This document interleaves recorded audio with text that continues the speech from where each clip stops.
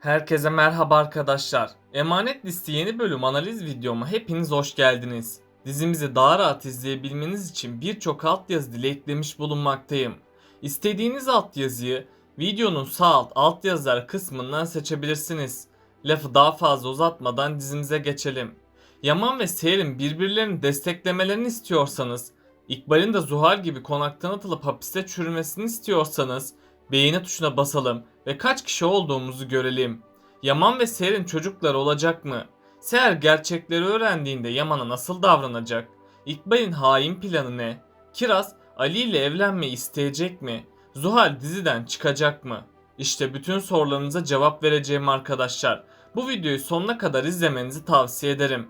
Emanet Listi'nin yeni bölümünde Yaman her geçen gün kendini harap edecek. Çünkü Yaman Seher'e karşı ihanetinden dolayı kendisine kızacak. Yaman nasıl olur da Zuhal'e güvendiğini sorgulayacak. Yaman Seher'e güvenmediği için pişmanlıktan kurtulamayacak. Yaman hatalarını telafi etmeye çalışsa da başarılı olamayacak. Yaman gerçekleri Seher'e söylerse onu tümden kaybedeceğini düşünmekte.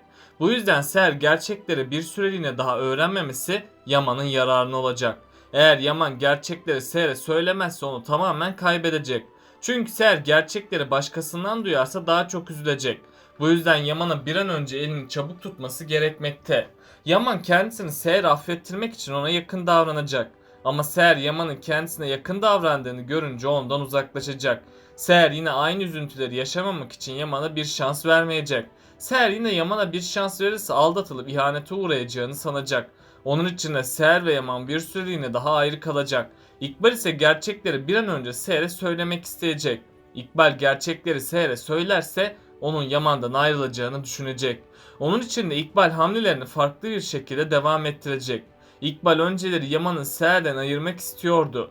Bu sefer de İkbal Yaman'ı Seher'in gözünde bitirmek isteyecek. İkbal önümüzdeki bölümde Seher'e tüm gerçekleri anlatacak. Seher de tüm gerçeği öğrenecek. Seher ilk başlarda Yaman'ın böyle bir kötülük yapacağına inanmayacak. Hatta Seher bu olayların yanlış anlaşılmadan ibaret olduğunu söyleyecek. Ama sonradan Seher gerçekleri tam öğrenmek için Yaman'ın yanına gidecek. Seher Yaman'a ne olup bittiğini soracak. Yaman da Seher'e tüm gerçekleri anlatacak. Seher ise tüm gerçeği Yaman'ın ağzından duyduğu için şok olacak. Seher kadınlık gururu kırıldığı için Yaman'dan hesap soracak. Seher Yaman'a nasıl olur da sahte belgelere güvendiğini belirtecek. Yaman ise Seher'in öfkesi karşısında suskunluğunu devam ettirecek. Çünkü Yaman Seher'e karşılık verirse onu kaybedeceğini bilmekte. Bu yüzden Seher bunda acının ve kederin hesabını Yaman'dan soracak. Yaman da Seher'in her türlü sözüne katlanacak. Bu süre içinde Yaman Seher'den özür dilemeye çalışacak. Seher ise Yaman'ın bir süreliğine daha affetmeyecek. Seher Yaman'ın kendisine ettiği hakaretleri düşünüp mahvolacak. Hatta Seher Yaman'ın psikolojik şiddetlerini hatırlayıp kıranmalar geçirecek. Ama Seher'in her zaman yanında Yaman bulunacak. Yaman Seher'e kendini affettirmene kadar pes etmeyecek. Önümüzdeki bölümlerde Yaman Seher'e kendisini nasıl affettireceğini düşünecek. Yaman'ın o sırada aklına Yusuf gelecek. Yaman Yusuf'u da alıp Seher'in yanına gidecek. Seher ise Yusuf'u Yaman'ın yanında gördüğünde sessiz kalacak. Bu sayede Seher ve Yaman yeniden bir araya gelmiş olacak. Böylece sonunda Seher ve Yaman aşkı yeniden küllerinden doğacak. Aslında İkbal iyi ki böyle kötü bir plan yaptı. Bazen hayatımızda kötü sandığımız olaylar bizlerin iyiliğine olabilir. Eğer İkbal Seher'e böyle bir iftira atmasaydı belki daha kötü şeyler olacaktı. Yani Yaman'ın gözünde Seher daha aşağılık birisi olarak gözükecekti.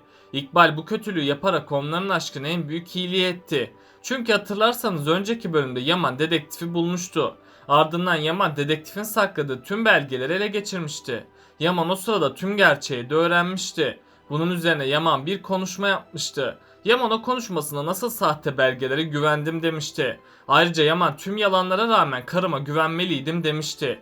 Yani Yaman'ın bu konuşması Seher'e olan güvenini sonsuz kılmıştır. İkbal Seher'e iftira atsa bile Yaman artık hiçbir yalana inanmayacaktır. İkbal bu kötülüğü yaparak şimdilik Zuhal'in sonunu getirdi. Eğer İkbal yine Seher'e kötülükler ederse bu sefer kendi sonunu getirecek. Böylece sonunda İkbal de cezalandırılmış olacak. Hiçbir kötülük de cezasız kalmayacak. İkbal Zuhal'in tutuklanması üzerine yine kötülükler edecek. İkbal'in yaptığı bu kötülükler herkes için çok kötü sonuçlar doğuracak. Eğer Yaman ve Seher aşklarına sahip çıkmazsa onların aşkı zarar görecek. Büyük ihtimalle ilk başlarda İkbal Seher Yaman'ı düşman edecek. Hatta İkbal Yaman'ın Seher'i aldattığını öne sürecek. Seher ise Yaman'ın kendisini aldatması üzerine ondan bir müddet ayrılacak. Çünkü Seher de Yaman gibi gördüklerine inanacak. Bu yüzden ikili arasında yine bazı tatsızlıklar yaşanacak. Ama bu ayrılık çok kısa sürecek. Seher Yaman'ın kendisini aldatmadığını öğrenecek. İkbal de Yaman ve Seher'i ayırmak için farklı bir plan daha yapacak. İkbal'in sıradaki planı Seher'i öldürmek olacak. İkbal Seher'i ortadan kaldırmak için bir kiralık katil ile anlaşacak. Kiralık katil de Seher'i kaçırıp onu ortadan kaldırmaya çalışacak. Ama Yaman bu olayı fark edip Seher'i her zaman gibi kurtaracak. Çünkü konunun yeni bahçıvanı tüm gerçekleri Yaman'a anlatacak. Yaman ilk başlarda bahçıvana güvenmeyecek. Ama Seher'in kaçırılma olayını gören Yaman sonradan bahçıvana inanacak. Ayrıca bahçıvan İkbal'in de gerçek yüzünü ortaya çıkaracak. Yaman İkbal'in bir hain olduğunu duyunca hayatının şokunu yaşayacak. Yaman gerçekleri öğrendiği için İkbal'den hesap sormaya gidecek. İkbal de bahçıvanın bir yalancı olduğunu dile getirecek. Ama Ziya bu olanlara dayanamayıp tüm gerçeği İkbal'in yüzüne aykıracak. Ziya İkbal'in Seher'in ablasını nasıl öldürdüğünü Yaman'a söyleyecek. Yaman da bu olanlar üzerine Zuhal'in sözlerini hatırlayacak. Zuhal konaktan kovulmadan önce İkbal'in gerçek yüzünü ortaya çıkarmıştı. Yaman da o sözleri hatırlayıp hemen polisleri arayacak.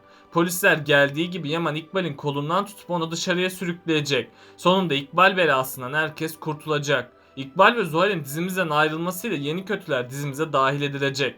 Bu kişi bir erkek karakter olacak. Büyük ihtimalle bu kişi Aksak rolüyle dizimize dahil edilecek. Aksak'ın diziye gelerek Seher ve Yaman'ın hayatına bomba gibi düşecek. Çünkü Aksak Seher'e aşık olacak. Aksak Yaman'ın yeni rakibi olarak dizimize katılacak. Yani önceleri Seher Yaman için mücadele ediyordu. Şimdileri de Yaman Seher için mücadele etmek zorunda kalacak. Eğer Yaman bu konuda dikkatli olmazsa Seher'i sonsuza kadar kaybedecek. Çünkü Seher Yaman'ı terk edip Aksak ile evlenmek zorunda kalacak. Yaman yine Seher'e kötü davranırsa Seher ondan ayrılacak. Yaman da sonsuza kadar Seher'i kaybedecek. Onun için Yaman'ın bu konuda çok hassas davranması lazım.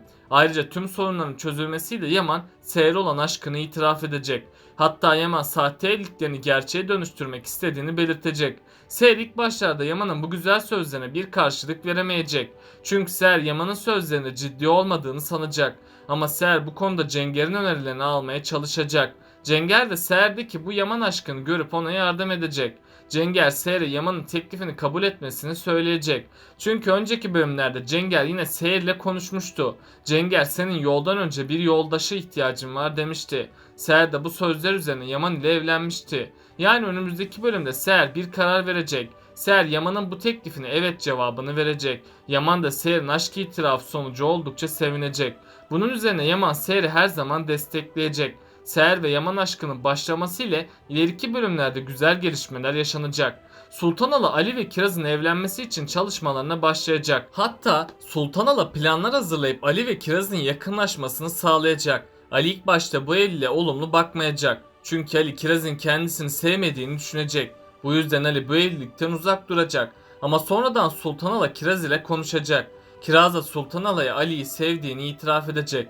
Ama Kiraz Ali'ye layık biri olmadığını belirtecek. Sultanala bunu öğrendiği gibi Ali'ye her şeyi anlatacak. Böylece Ali Kiraz'ın kendisini sevdiğini sonunda anlayacak. Bunun üzerine Ali Kiraz'a evlenme teklifinde bulunacak. Kiraz da Ali'nin evlenme teklifini kabul edecek. Artık Kiraz ve Ali evlenip mutlu olacak. Hatta Ali ve Kiraz'ın da yeni sezonda çocukları olabilir. Sultanala bu mutluluğu gördükten sonra ölerek dizimizden çıkacak. Çünkü Sultanala'nın dizideki bir rolü kalmayacak. Sultanala'nın ölümüyle Ali bir süre bu üzüntüyü atlatamayacak. Tabi Kiraz'ın destekleriyle Ali bu sorunun da üstesinden gelecek.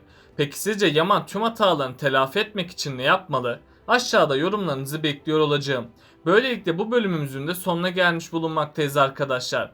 Beni desteklemek için yorum atmayı, videomu beğenmeyi ve kanalıma abone olmayı unutmayın arkadaşlar. Hepinize teşekkür ederim. Kendinize çok iyi bakın. Hoşça kalın.